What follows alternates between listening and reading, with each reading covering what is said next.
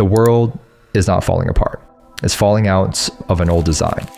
The scaffolding we built after World War II, our money, our trade, our institution, is starting to groan. Cracks are showing. Inflation is no longer temporary. Debt isn't fuel, it's weight. And trust in the system, wearing thin. But what if this isn't collapse? What if it's an inflection point?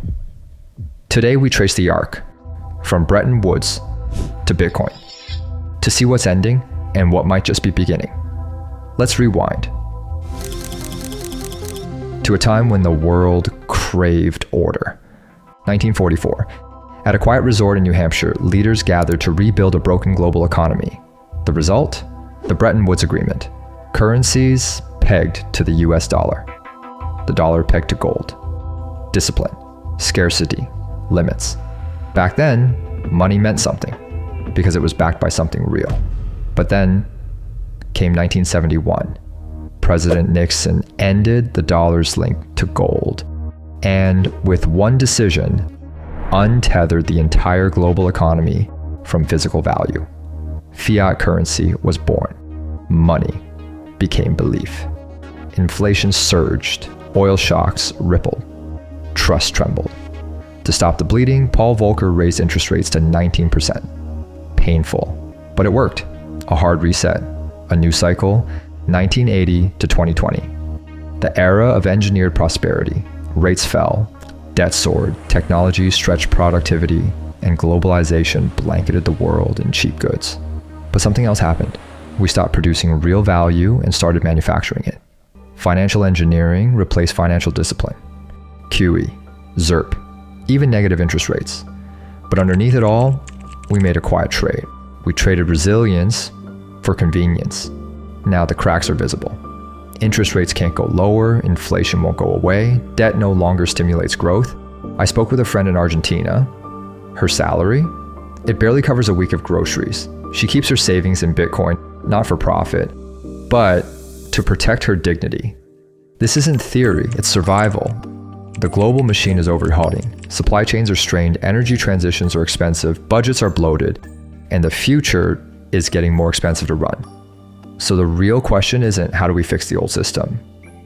It's what's already emerging beneath it. Bitcoin was born during the 2008 collapse, right as trust vanished. A monetary system with no central bank, no inflation, no single point of control, just scarcity, transparency, and self-sovereignty. Ethereum added more, an entire economic infrastructure on code, smart contracts, tokenized assets, peer-to-peer finance, not just a new form of money, a new philosophy of value. But here's the honest truth.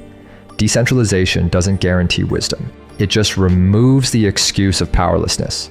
Tools don't save us. Conscious use of tools does. And while crypto grows, the geopolitical map is shifting too. The BRICS nations are Brazil, Russia, India, China, South Africa are building new financial rails, trading in local currencies, stockpiling gold, building alternatives to SWIFT.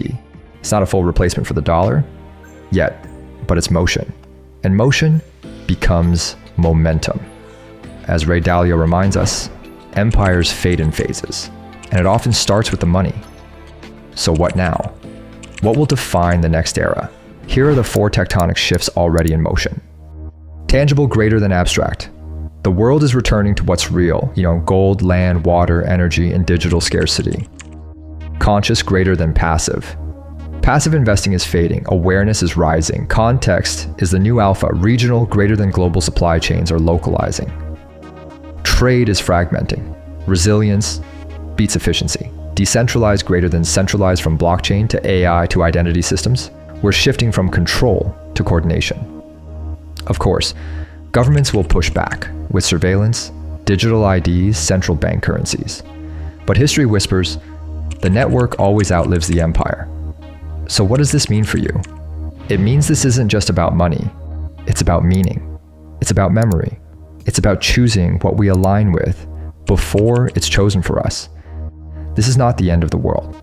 It's the end of a system. And with every ending comes a design decision. So remember this, the old world ran on trust and power. The new world will run on the power of trust. The old world ran on secrets. The new world, transparency. The old world ran on extraction. The new world, co-creation. Stay grounded. Stay awake. Thanks for tuning into Conscious Vibe.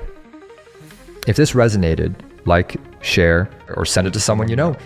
And don't forget to subscribe for deeper drops, sharper insights, and future-shaping ideas. Hit subscribe. Stay curious. The future belongs to the conscious. See you in the next one.